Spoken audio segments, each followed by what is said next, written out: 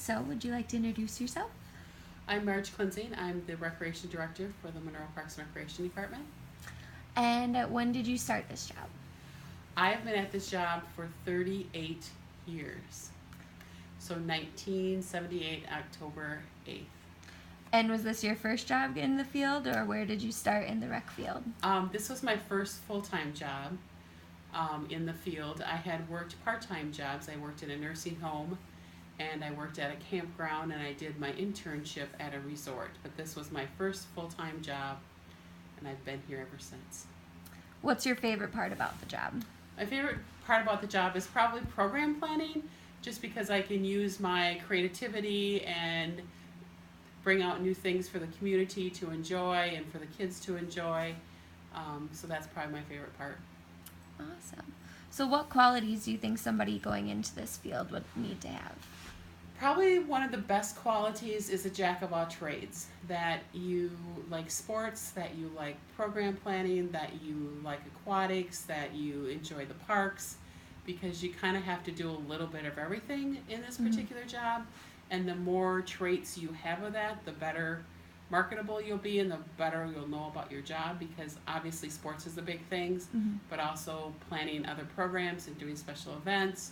And then sometimes you're a one-man show, so you have to do the parks also. And a lot of places have pools, so it just is really nice if you have a little base of everything. Definitely.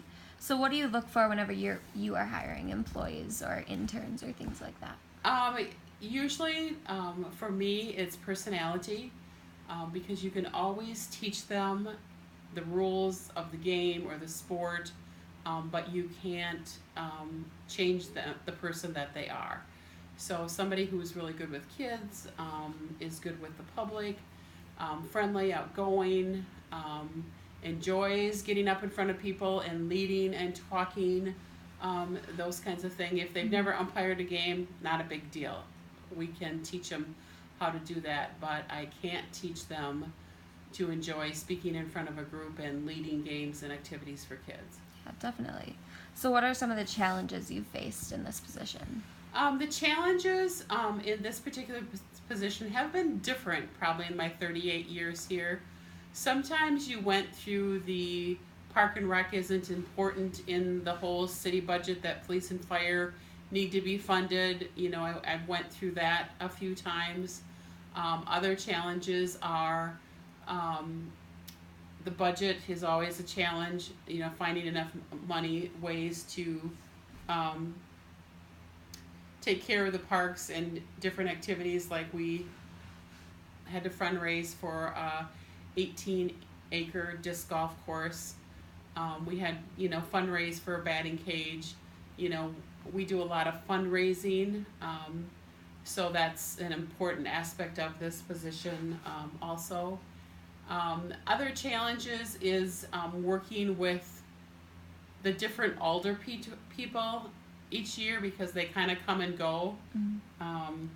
So that's kind of a challenge, and sometimes, you know, they don't believe in what we do as much as the other time. But for 14 years out of the 38 I've been here, I had a mayor that was just 100% behind Park and Rec. So, you know, sometimes you get them and sometimes you don't. Definitely. So in Monroe, there's a park board, correct? Correct. So how does that play into what you do as far as programming and budgeting and things like that? Our park board is an advisory board, so we meet once a month and we report on the different activities and things going on that we have, and they bring to us comments from the community of things that they like or enjoy or whatever. Like our park board president right now, he is the one that got the pickleball started.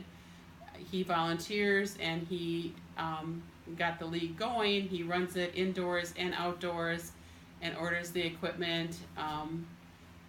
So sometimes there is, and another park board member has been an employee of mine for 35 summers, you know, at the pool. So sometimes they're very active in what we do, and sometimes they're advisory. And we also like to get a cross mix, because I have someone on the board that enjoys trees and prairies. and someone on the board that's young that has kids, that their kids are participating in our particular activities, so they can kind of, follow through with that. So it is really nice. The park board is very supportive of what we do and understand, because we meet with them monthly and they see our reports. So I have a really good park board. Great. So what marketing strategies do you guys use to try and get your programs out there? Our marketing strategies consist of the newspaper, the radio, obviously Facebook, and our website, posters, and the best one actually is word of mouth, because somebody hears about it and they share it with somebody else. Phone calling, emails, reaching people, reminders, with that, to remind them that this program's coming up, email blast out. So it's nothing really. Our brochure, we do a brochure once a year, and then we also do monthly newsletters to the school. So it's nothing new that nobody else has done, but it really takes it all. Covers all the bases. Yeah, because everybody is a little bit different. Some people, don't have a Facebook, don't look at the website. They do, depend on the school newsletter. Some people just listen to the radio, the news, so it just kind of depends on, but it all kind of works. Yeah, definitely. So with Monroe getting the new registration program, Sportsman, how has that helped you guys a lot? Or? Yes, that has been very helpful, because it allows us to do group emails, group blast. It keeps everybody formatted. We have all their information in there, so you can look people up. And now we even have a picture in there, so that's really nice. Sometimes you're like, oh yeah, let's see who that looks like, or whatever, with that. But that has been very helpful. It helps with attendance list, registrations list, balancing the money every single day. So it's definitely something that everybody needs. Even ours is, kind of more low budget than ActiveNet and recreation software, but we still really like it. Definitely. So are there any programs that you've realized over the years have started to have just a general decline? We've heard about some softball leagues seeing a decline and things like that. Is there anything you've seen? Yes, definitely slow pitch. When I got here, slow pitch was huge. We had adult slow pitch every single night, a women's league, a men's league, and a co-ed league. Wow. It was hard to get in, yes. And we had to limit how many non-residents you could have on each team. Okay. So that has definitely taken a decline since I have gotten here, because now all we have is a co-ed league. We don't have any men's or women's anymore. Another thing that has taken a decline since I've gotten here is basketball, because the traveling teams have really taken over. Okay. That what we provide is just kind of a recreational league, and all these different traveling leagues go all over. And that, you see that kind of in all the sports. Right. In softball, there's a traveling. Baseball, there's traveling teams. So that has definitely been a new aspect in the last 10 years that has really taken over, that you don't have the large numbers in baseball and softball Definitely. anymore. So what would you say is the biggest program that you guys have throughout the year? The biggest program as far as numbers go, I guess, like, what population are you serving the most through your population programs? that we're serving the most, I would say, is that 2nd through 5th grader, and it's the sport ones. It's the flag football, it's the baseball, it's the softball.